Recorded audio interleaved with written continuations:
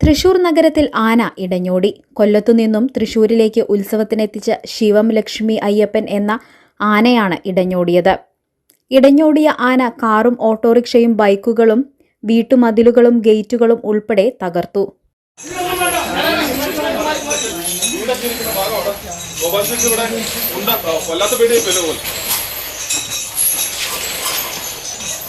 ആനയുടെ തുമ്പിക്കൈയിലും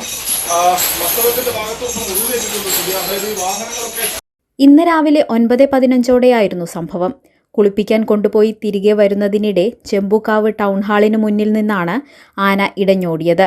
ഓട്ടത്തിനിടെ വഴിയിലുണ്ടായിരുന്ന കാറും ഓട്ടോറിക്ഷയും ആന തകർത്തു. ചെമ്പൂക്കാവിൽ നിന്നും ഓടിയ ആന 2 കിലോമീറ്ററോളം ദൂരം ഓടി ചേരൂർ ഗാന്ധിനഗർ വരെ എത്തി. ഗാന്ധിനഗർ ഹൗസിംഗ് കോളനിയിലേക്ക് കടന്ന ആന ഹൗസിംഗ് കോളനിയിലെ ഇടവഴികളിലൂടെയും ഓടി. ഇതിനിടെ ഇരുചക്രവാഹനങ്ങളും വീട്ടുമതിലുകളും ഗേറ്റുകളും ഉൾപ്പെടെ ആന തകർത്തു. ആന 2 മണിക്കൂറോളം ഹൗസിംഗ് കോളനിയിൽ പരിഭ്രാന്തി സൃഷ്ടിച്ചു. ഇതിനിടെ പോലീസും എലിഫന്റ് സ്ക്വാഡും വനം വകുപ്പ് ഉദ്യോഗസ്ഥരും ഉൾപ്പെടെ സ്ഥലത്തെത്തി. ഏറെ നേരം പണിപ്പെട്ടാണ് ആനയുടെ പാപ്പാന്മാരും എലിഫന്റ് സ്ക്വാഡും ചേർന്ന് കാലിൽ ചങ്ങല കൊണ്ട് ബന്ധിച്ച് ആനയെ തളച്ചത്.